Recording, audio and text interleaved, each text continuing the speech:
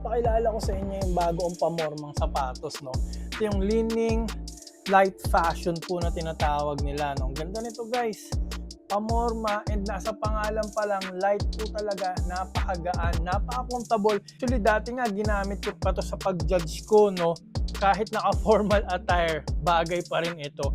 Kasi minimalist, leather din po siya, magandang klaseng leather, maganda yung mga pakakatahe, hindi masyadong maraming nangyayari, hindi masyadong maraming lines.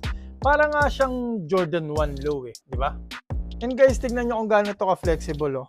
Konting effort lang, nagfi-flex na siya. So, comfortable na comfortable yung paa nyo dito. Tignan nyo rin kagaan, oh. Konting effort lang.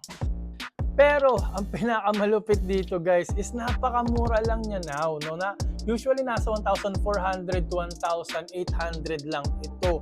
No, abangan nyo lang, laging nagmumura po yan. Sa ganung price range, napaka worth it na talaga nito, no? Anyway, Li-Ning po siya, legit na brand, magandang brand, and kilala sa durability and high quality na product. So, guys, ano pang hinihintay nyo?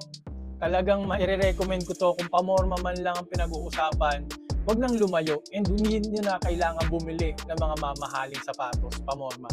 Ito na guys, Li-Ning, legit and napakamura. I-click nyo ng yellow basket dyan, tignan nyo, itry nyo na to.